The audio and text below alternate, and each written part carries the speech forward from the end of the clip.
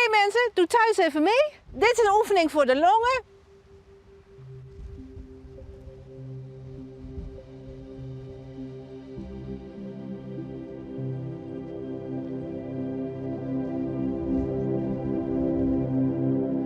En dit is Qigong.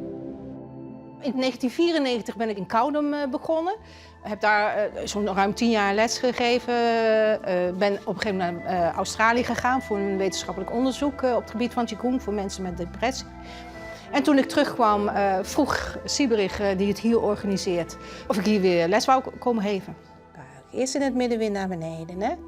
Dan in het midden omhoog en dan draaien naar de andere kant.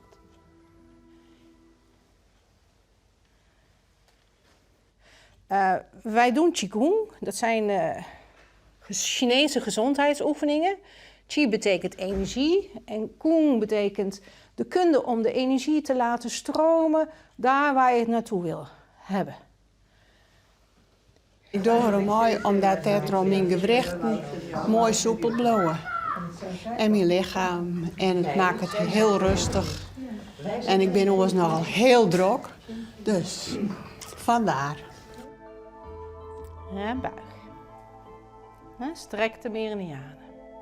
In 1995, als ik me goed herinner, werd een Chinese leraar uitgenodigd in Amsterdam om Chinese gezondheidsoefeningen te promoten. En toen werd er mensen gevraagd die als vrijwilliger met die demonstraties en workshops mee wilden doen. Dus daar was ik er één van.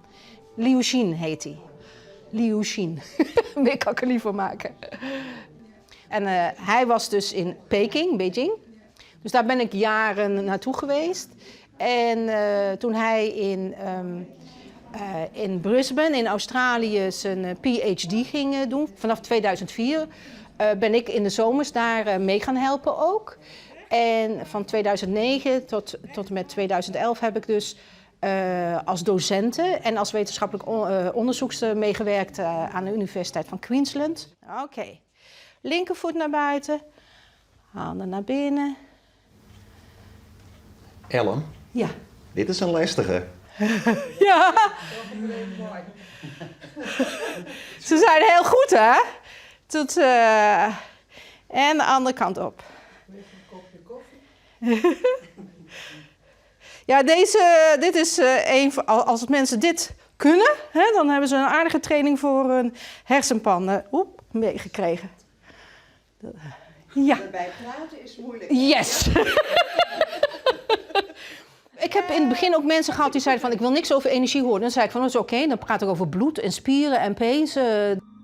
Nou zullen er ook mensen wezen die zeggen, zweverig, gedoe, ik leer er niks van.